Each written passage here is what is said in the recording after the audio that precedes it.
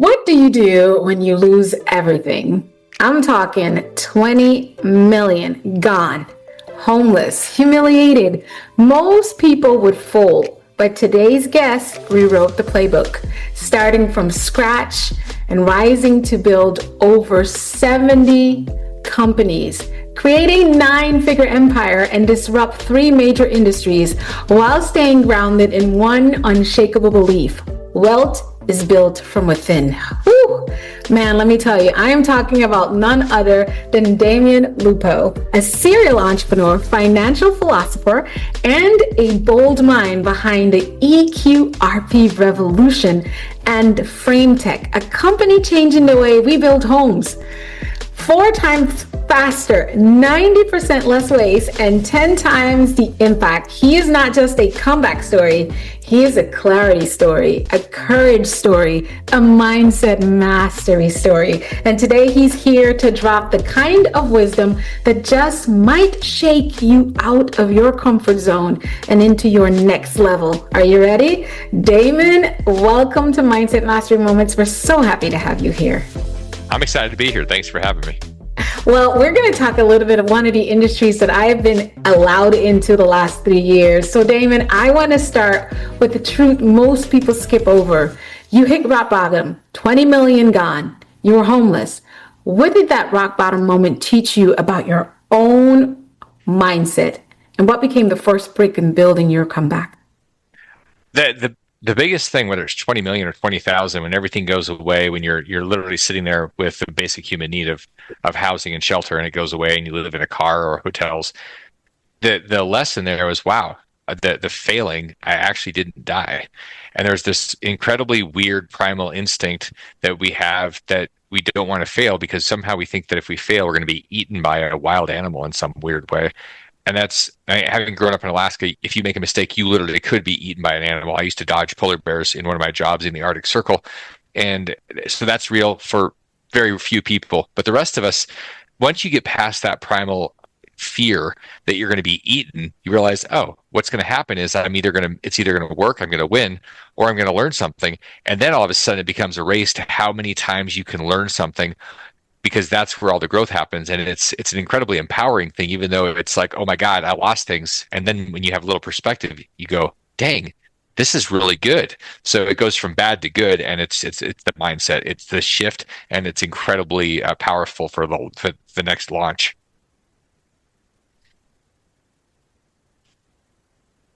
I think you're muted.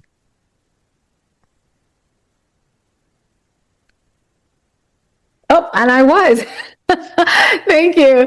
I read that, and I read that you started your first company at age 11. So a lot of people are blown away that I started my first official entrepreneur venture at 17, but 11, a video game rental business. That's early genius. Can you tell us a little bit more about what your mindset looked like at 11 to start in your entrepreneurial journey? Well, for anybody that watched TV in the 90s, there was a show called Doogie Howser. I was not Doogie Howser. I was not a child prodigy. I was simply trying to figure out how to pay for video games. And it was a problem, which entrepreneurs tend to have.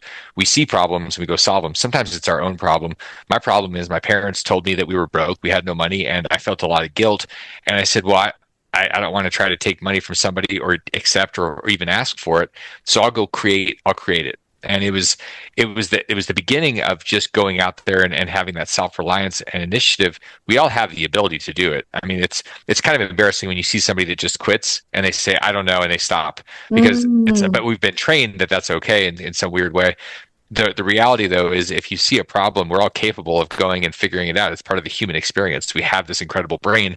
And so it started there, and then everywhere I went, it seemed I saw problems and opportunities, and I bumbled into businesses that mostly didn't work for a long time. And eventually I started learning, oh, try that, do this. And eventually it starts making money and things work.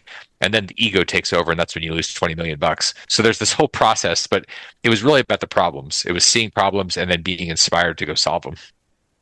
I love that. A lot of people don't realize one of the things that my dear says, Dr. Creamella says, money is a reward for solving a problem.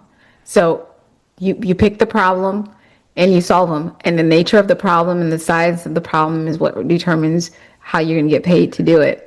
What did your at 11, what did you learn about the value of service and making money before the world told you what was realistic, really? Because you're 11 at this point. What did you learn about service and making money before the world really told you the realistic things that we all grew up in here afterwards? I don't know if I realized it as much then, but I did have the experience that money is not a linear experience based on time. And most Mm, people's experiences, I trade time for money, and it's very linear. And my time is worth 10 or 50 or 100 or $1,000 an hour. And so every minute they think, oh, it's either I'm experiencing something in life or I'm getting money. And if I go to the beach, that's costing me $12,000 or whatever per day. And it's really hard to not be obsessed with work and to have experiences. I've had that problem for a long time. The mm, when you have a business, when you think about leverage, when you think about creating, using your mind, you start to disconnect from that linear experience of money for mm, time, and it allows you to say, okay, it's about the solution. And then all of a sudden you go, oh, I want this experience, and you stop thinking. Like lawyers are probably the worst because lawyers that have this experience of my time is $500 per hour, and so yes. they're always on, and for them to be off, it's like, oh, me being off, me sleeping is costing me $500 an hour. There's got to be a break in that experience, and you do that by exponential thinking and value creation based on solutions, not on trading your time as a slave for a clock. That is a mindset shift for me. So you're a big believer of failure is necessary in your fail forward framework. How did you learn to fall forward and how do you know leverage? I mean, like in this time, how do you leverage right now your mistakes into that $1 million lessons that you have, especially the ones that nearly took you out when you lost 20 million? That it's funny because I for a while I was snowboarding and I was falling forward, I was falling backwards, I was falling every direction, and it can hurt. It Yeah. usually does, especially when it whips you really hard. You might get knocked out, concussions, and then you get back up and you go, oh, okay, that was an experience, and I'm going to learn how to not do that the same way. And then you find a way to run into a tree, and you find a new way to get hurt. And these are all the lessons, and then you just keep going and you get better and better. You stop doing the same ones, but what you realize is that pain is not a problem if you can start to embrace it. But people are afraid of the idea of pain and they anticipate pain. And so they try to avoid it. They wait for all the green lights and they never leave the house. And it's this avoidance that keeps us trapped. And then eventually we Mhm. get to a point where we regret the things that we didn't do. And so it's about embracing pain. Entrepreneurs and business owners are the ones that embrace pain, and they get to a point where pain doesn't hurt. It's why I get into a cold plunge regularly. I start the day getting into something that hurts, Yeah.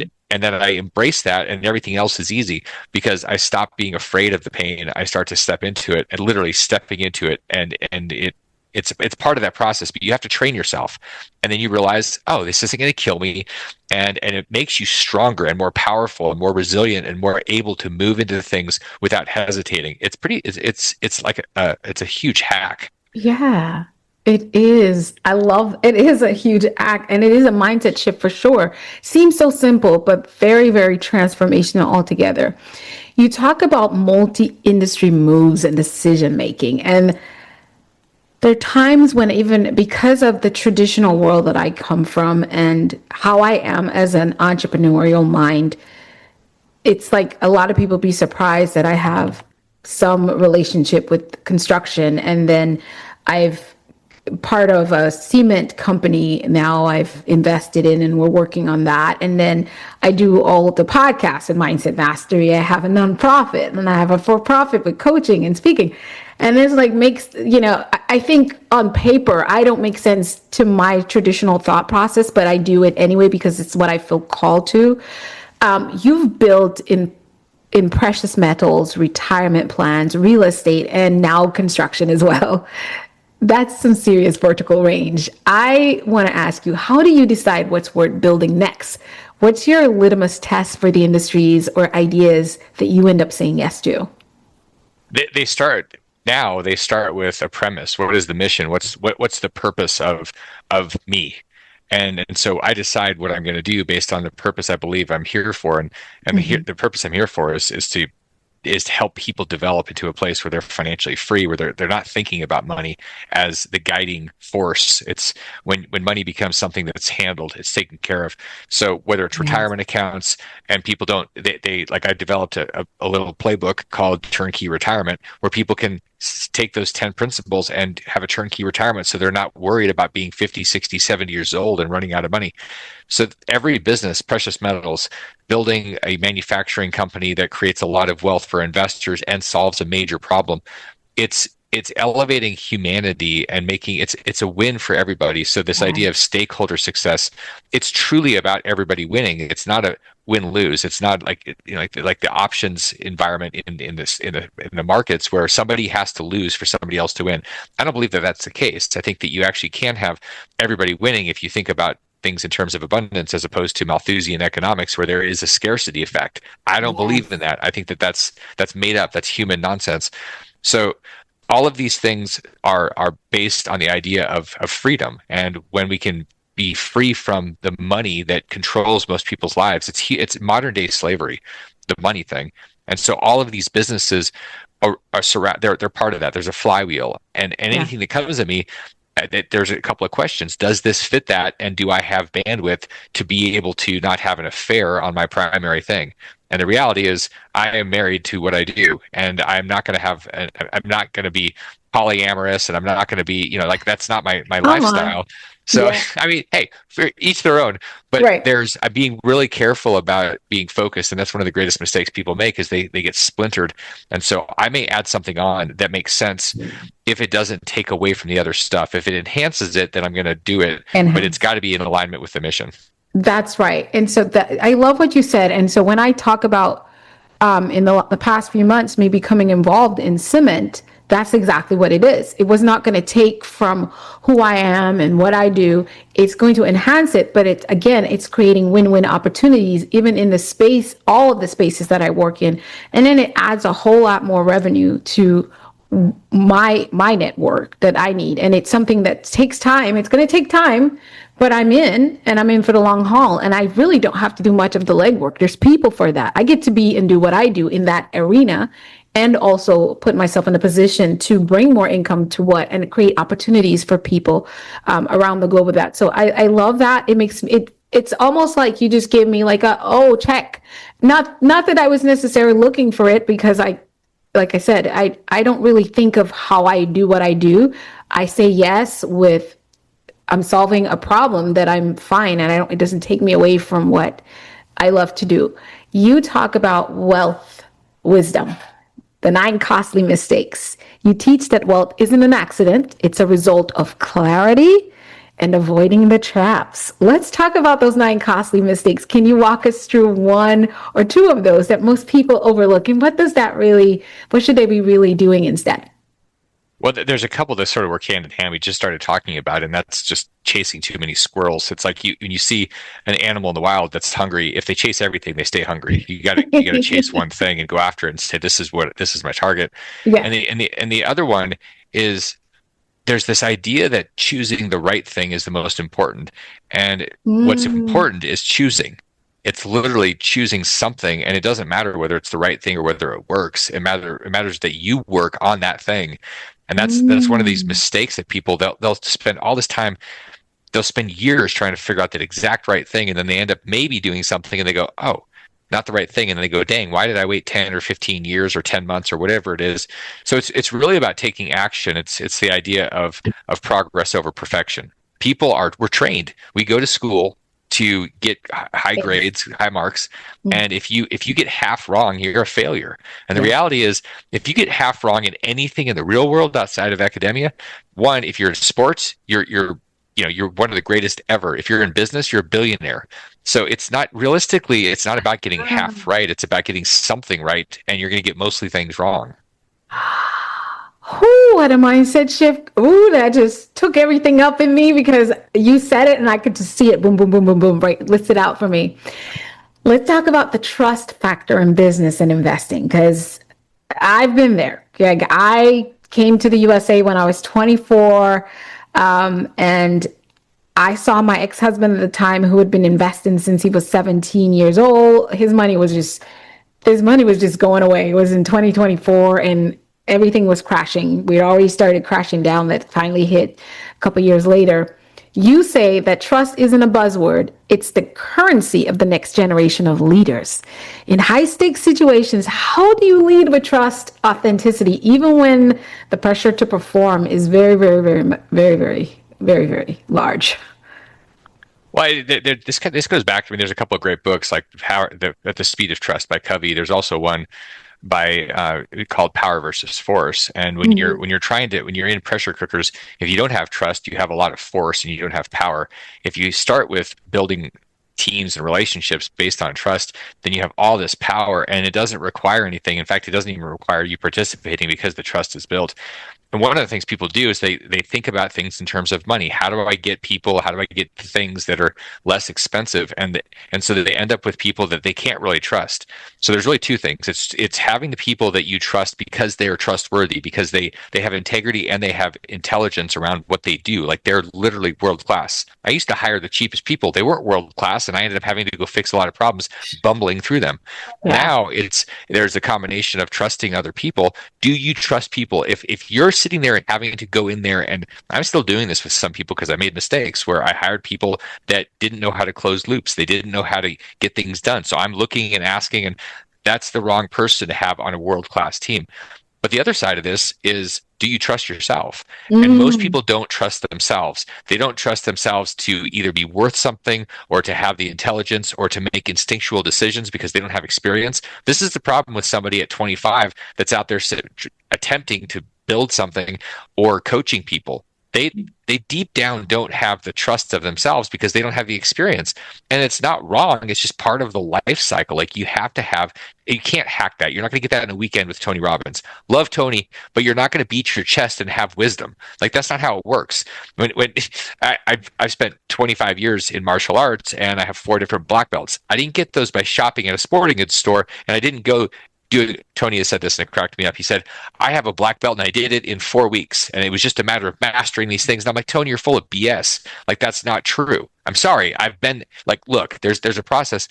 And when you go through it, those are the people that you want to have around you. You want to have people that have spent decades, gone through cycles. Yes. They have instinctual intelligence, and it's called emotional intelligence and wisdom.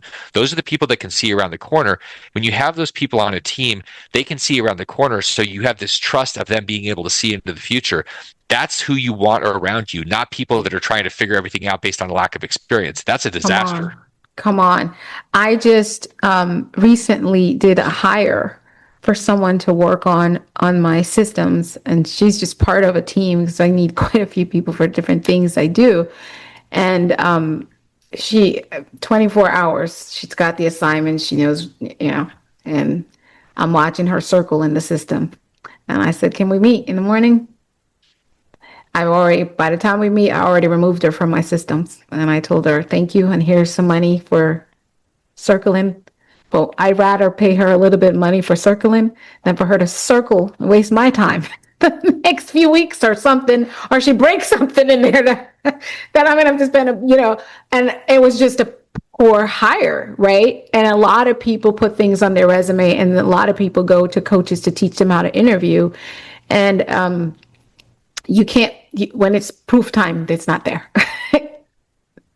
That's one of the biggest challenges I've had the last few years. People have great stories, but they don't have a whole lot of substance, or they have a lot of substance that's just messy and it's stuff. I had some people that were actually dear friends, and they worked for me for about a year, and I was watching them produce a lot of stuff. They were using AI and third-party contractors. They had all this stuff, and I said, how is this actually moving the needle in the business? And it was just very busy and a lot of things, a lot of shiny objects and colorful things. And I realized they just knew how to play the game, like people that know how to interview.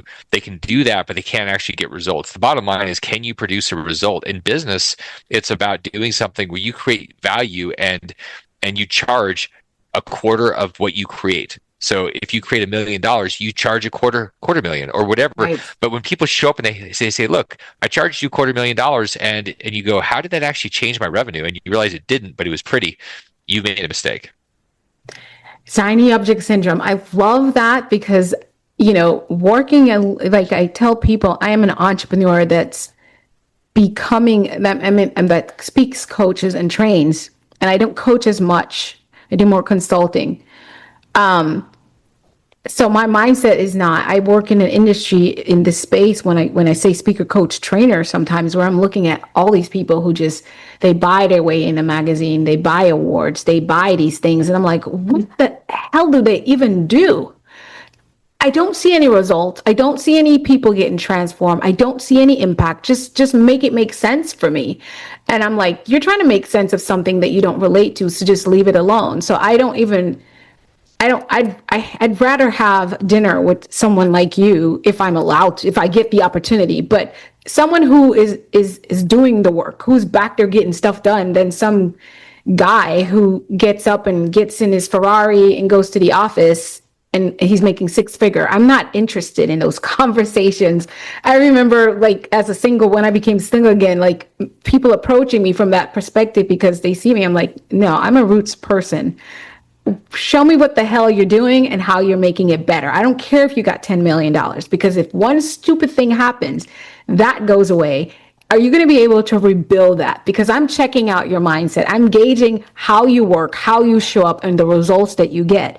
Otherwise, then I don't want to do it. Even people will even show you fake work that's AI generated as they work. Well, I learned that this time, obviously.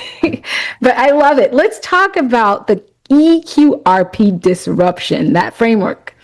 It's not something that's typical retirement vehicle. You say that it's a weapon to financial freedom. What makes this system so different from traditional retirement plans? And why should we even want to get involved in it? Because I'm very, very curious. So what's interesting is, for most people, retirement's a passive activity, and this idea that if I just give money to a system, to Wall Street, to an advisor, to my 401k, then I'll show up one day at 50 or 60 or whatever it is, and there'll be enough money and it'll be fine. And the reality is, it honestly doesn't matter. I've never seen anybody that did that game and showed up and said, "Oh yeah, it was fine." There's always an angst, and it's something you just commented on. It's this, when you shift from passive to active, when you're actually engaging in building and investing, then you start to develop skills. And if you have 2 million or 5 million or 10 million when you retire, you actually understand how you got there. If people don't do that, if it's all passive, they wake up one day at 55 or 60 and they say, "I've got money, but I'm afraid to lose it, and I have no idea how to get it, and I don't have 30 more years to go build it again." So you're never really free. You're sitting there freaked out by the money. So the idea of financial freedom is not a pile of money. You mentioned $10 million. It doesn't matter if somebody has $10 million. Do they have the confidence, which is their mindset? It's their understanding of how they create it. If you, like Henry Ford was asked, what happens if all your money goes away? And he said, "I'd have it back in 5 years." That was his mindset. That was his confidence. He had built the muscle around that. There's a money muscle. But if you don't actively do it, I always say this is kind of like sex. If you're in an environment where you have passive sex, and you just lay around and say, "Please do me," that's kind of like the environment of retirement. Somebody's leaving you. They're like, "You suck. You're terrible." If you're actively engaged, same thing with money. You got to be active. Money respects active entropy, the energy that you put into it, and it will stay there. And then you have this relationship with it. So if you like sex, and you got to be active. If you like money, you got to be active. And most people can understand at least one of those. Hey, to me, it's one and the same. Totally. I'm saying that. People are like, "What do you mean?" I felt that's what I feel, because the more options you create, more options for better quality sex when you have more money. Anyway, now let's talk about FrameTec. This blew me away. 4 times faster, builds 90% less waste. A completely new way to think about housing and sustainability. I missed the opportunity. I think that there was a tour that I missed to check this out. How did FrameTec come to life, and how is it changing the construction game? Because I'm all about this, because I coach construction. People are entering into the field, making the transition into the construction industry, and I have my own notions. So I can't wait. Let's give me the deuce. It started in a guy's brain that had been around doing things, putting trusses together and building walls for decades. And he had this idea about, let's do something different. It's interesting. Construction is close to education in terms of how fast it evolves. It takes decades. In fact, the last major thing that hit market, like mass market adoption, was the nail gun in 1954. So it's been 71 years. Ooh, And the reality is we have a problem. We're not building enough housing. We're about 10 million units we're behind. short. We go Yeah, backwards about 500,000 a year. And it's because we don't have enough production and our techniques are, and the people aren't available.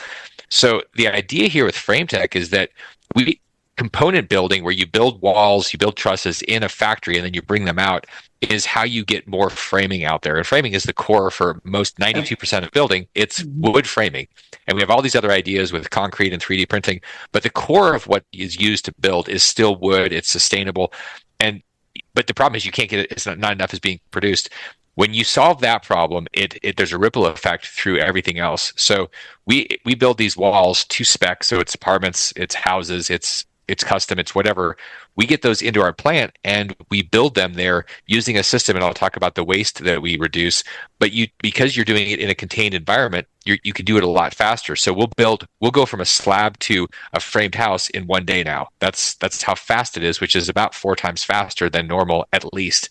And then when yeah, you build something in a manufacturing plant, you can imagine the quality so much better than being out in the wind and the rain and the snow, swinging a hammer where everything is wobbly and twisted and doesn't really look very good, but you don't know because it's hidden behind drywall. So yeah. we've got those two things.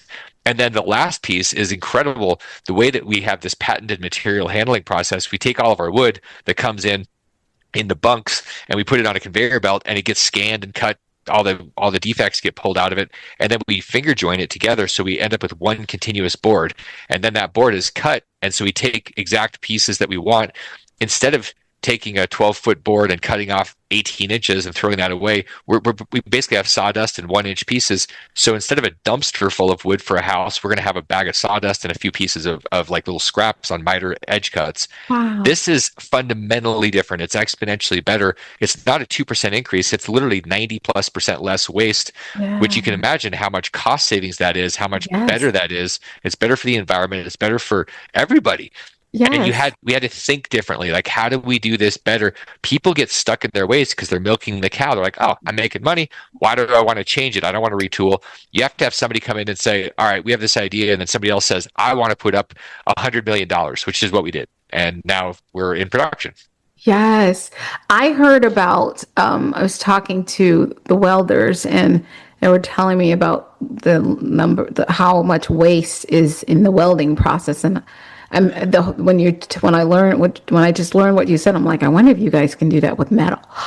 So they can have less waste. But here's a question that makes me curious. Why was reducing material waste so important to you particularly? Because the environment is part of it's a stakeholder. I mean, we all live in it. It's Yes. funny because there's been this argument for decades about being a capitalist versus being an environmentalist, and the reality is we're all environmentalists. Nobody wants to choke on the air. Nobody wants to just look at a barren wasteland. Like that's a universal thing. And so I say it's not or. You can It's be and both, yes, right? So we all have to be both. Yeah. yeah, and in this case, we said, okay, how can we make it sure the communities win? And then it goes beyond that. It's literally asking, how does the community win, not just with jobs, but with building better families? And we do that by doing things that are very unique in this space. We literally have on-site medical facilities where we take care of not just injuries, but we have families come in and we're taking care of their wellness. We're not just giving them pharmaceutical. We're saying, how do we help you think about your eating? And so it's being proactive, preemptive. We have cafeterias that we're building out so people have access to real food and not just gas station food.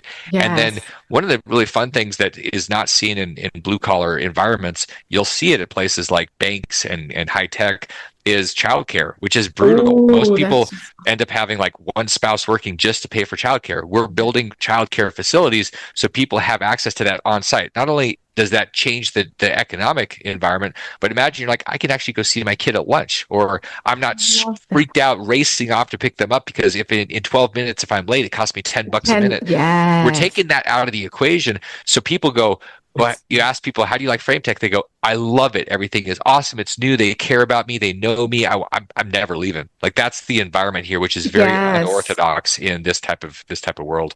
Do you guys have just curious, do you guys have operations here in Arizona? That's where we're based, is in Arizona. We're here in just Are south you of here in Sedona. Arizona? Yeah, Sedona, Camp Verde area. I I have to meet you guys. I'm here in Arizona too. That's like I always know it has to be a West Coaster that's working with my late my late hour booking. Awesome. So you talk about strategic patience and the long game mindset. You're clearly not a quick wins person. You play the long game. Can you share a moment when patience paid off and why playing the long game is really an edge as an entrepreneur? It's funny because when I started doing real estate 25 years ago, I did it for a period of time for that first decade of this century. And when I started, I was buying houses and I was lease optioning them. Basically, I was the bank, and I was making a little bit of money sometimes, and sometimes I was just paying to have people that were sort of tenant slash borrowers, owners. But what was interesting is I kept going and I kept grinding. And 4 years later, the market changed. And so because I was farming and not hunting, all of a sudden it was like, wow, my houses, a lot of them had doubled in value. And I harvested. I had this huge event. So I thought, that's amazing. Well, then I thought I was really smart and it wasn't just the timing. And so I went out there and started flipping things, and I lost money or had foreclosures on every house I flipped. And I went, okay, that's hunting. That's being impatient. And what I realized is I'm the world's worst flipper. I'm the world's worst trader. One of the times I lost all my money was I was trading in the stock market and I lost everything in one day. And I thought, okay, if you ever hear me talking about trading stocks, you should short it or do the opposite of whatever I do. I'm really good at seeing long term, envisioning things and being patient because I understand how the universe conspires with us, the God factor. Like if you trust, and that's where we come back to what we talked about in the beginning. If you understand how things work, or at least you trust it, it's amazing how it conspires with you, not against you. And when you start Yes. hunting, you get conspired against because you're more like taking versus creating. Ooh, that is a mic drop right there. Oh, I love that. I love that. I love that. I love that. Can you share a moment when patience paid off for you, particularly in the long game? Yeah, so the last 10 years, there's been from starting the retirement space and building this core business around the mission and then expanding that. There's been most of that time for probably the first 6 or 7 years, I was literally paying into it. I was working Mm, 7 days a week. 10 hours was a short day, and putting money in and borrowing money and growing something, trusting that it was going to work. And then all of a sudden, bam, there's this event, and it seems like it's an overnight success. FrameTec started 3 years ago.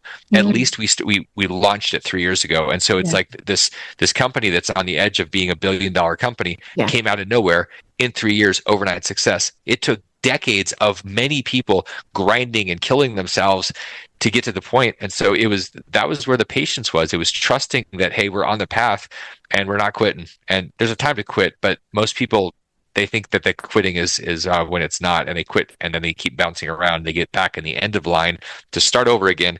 And we're just over here grinding away, not willing to quit. We're just, That's right. and that's the difference between people that make something that's really impactful. They're not willing to quit, and they've had decades usually of doing something that gets them to that point where they have the overnight success.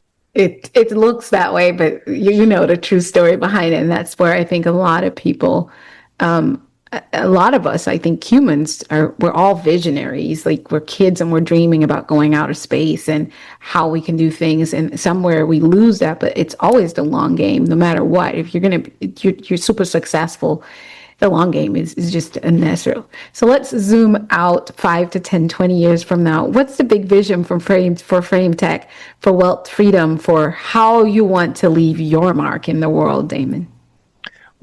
There's a path that we're on. The vision is that money is no longer part of the equation. That there is an abundance of housing, and we're at a pinnacle. We're at a turning point that people can start to see with AI and robotics, where there was there's been this chatter for the last 5 or 10 years about universal basic income, and just like people are arguing and freaking out about a lot of things. And the reality is, with generalized artificial intelligence and robotics, we're going to see a transformation that's going to happen. And humans are linear. Biologically, we're linear. We evolve very slow. It takes us thousands of years for our bodies to change, and our minds aren't all that different. It's so it's hard for us to imagine the world exponentially changing in less than 10 years. It took centuries for things to happen, and so we didn't Yeah. even notice it. Now we're trying to process it. So I see a world where there is literally not just infinite abundance that's out there, but we all understand it, we're experiencing it, and it's an Mhm. opening for people to go beyond money, go beyond grinding and checking in. And I think most people are on a sustainability survival path. And Yeah. I honestly think it's, unfortunately, most people are, they don't think that they can win the game, which is why I think we have a lot of people that are really mad about rich people.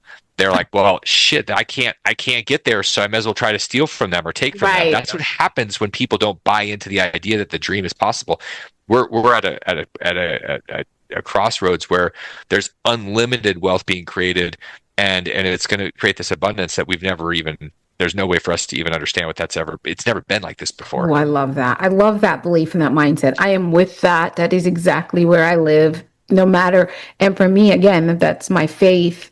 I see it, and I always say I have it, and the people are processing it because it's already there. It's just being processed. So I'm taking every day I get up and I do what I do. I'm just getting, not closer, but I'm unlocking the flow, the faster, more fluent flow of it. And I'm also unlocking, I feel a lot of it, like you said, is how we think. So we're unlocking it as we peel back those layers and reveal more of ourselves and clarity. As you said earlier in the podcast, it just unlocks it for us. So I just have to ask you, what is success for you and how do you define it? This is, so I was with, I'm blanking on his name, uh, the guy that has the Don't Die Netflix special. I was with him in Vegas a couple weeks ago.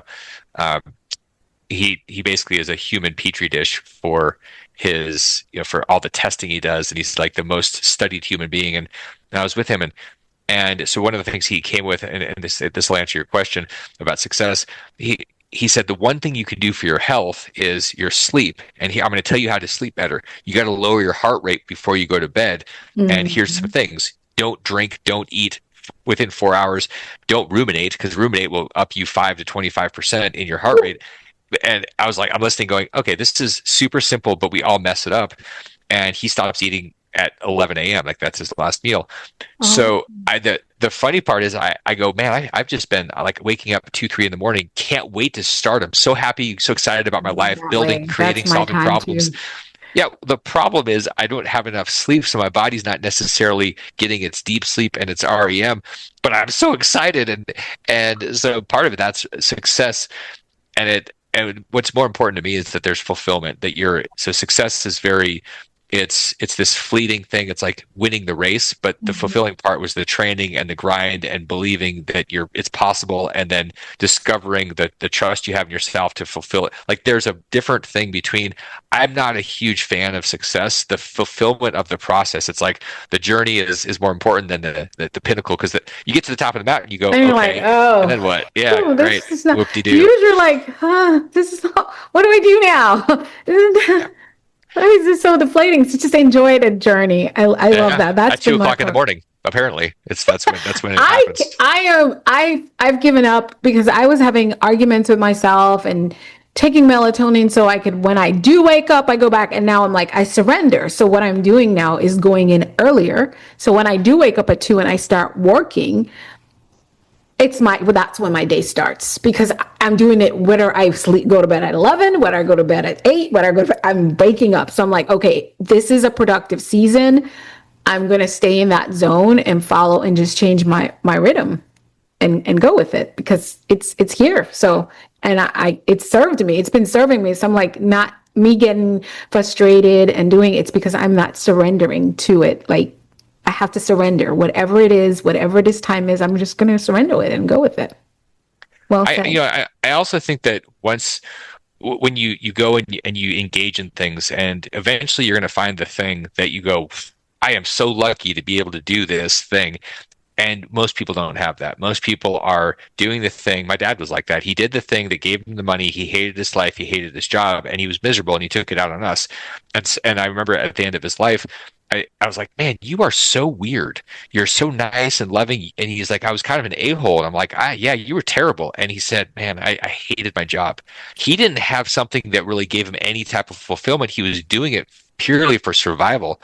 And if you do that, like, look, I get it. We have to have money, but what people do is they fall down the path where they keep going after money to get the things that they think that they want, that people are going to care about, that they don't care about, and they're always trapped. They're always in Yes. bondage, and that's Yes. that's the difference. You shift. And interestingly enough, when you're on a path where you're doing something that matters, it's like the Venn diagram where your purpose, passion, and the market, when they all kind of cross over each other. Yeah.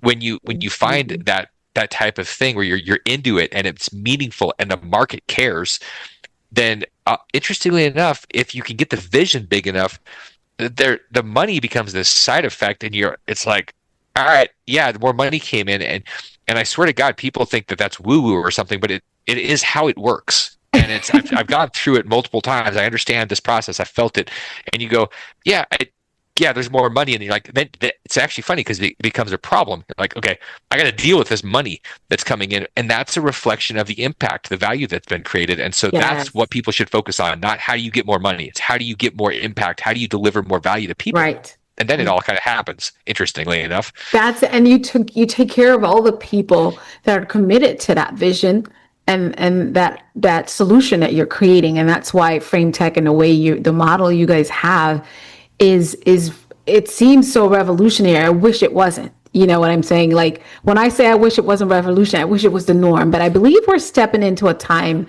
where that will be the norm of the day, because more and more visionaries like yourself, we're rising. We're rising.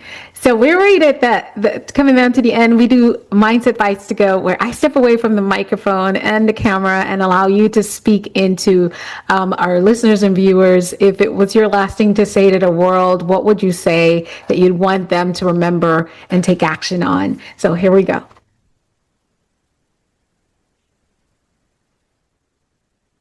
so the thing that I think we have to all remember, and the thing I would tell myself if I was going back in time, taking a little time machine trek, is that you're the concern we have about what other people think about us is the thing that keeps us trapped and not pursuing our potential. And if we disconnect from that, the more we disconnect, in fact, the closer we get to not caring what other people think, there's this opening that happens, and you can't even understand how free you'll be until you stop caring what other people think about you. And then you sort of embrace this idea of being a crazy person. And guess what? Everything that is now revolutionary, that's changed the world, at one point was crazy. And so if you want to be part of that, you have to embrace being crazy and disconnecting, and that will change your entire life and the whole world. Ooh, that is a mic drop. That is a mic drop. I mean, this is the kind of conversation that shifts perspectives and it pierces the mindset fog of a lot that most of us are trapped in. I definitely broke some limiting beliefs for me in this conversation. You've turned pain into power, failure into fuel, and business into a force of transformation. And for those individuals who are listening, what's your favorite way for us to connect with you? I like to boil things down so people they don't just take more information and pile it up on their shelf help book, where they just put a book on the shelf Shelf doesn't help. do anything.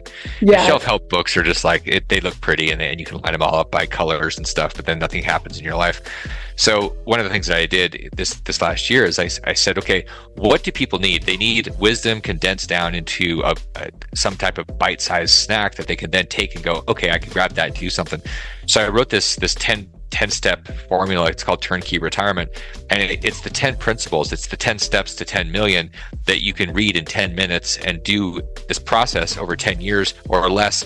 And to me, 10 million is this, it's not just a number, because 10 million gives you escape velocity, where you can you have choices, but it also transforms who you are. If you you can bump into a million or two. It doesn't even take anything other than just grinding, and all of a sudden you'll have a million or two. Right. But to get to 10 million, it changes who you are. And what happens is you end up with this confidence where you're truly free. So these are principles from building hundreds of millions of dollars of personal net worth, of building this billion-dollar company, all these companies, the lessons condensed down into 10 minutes.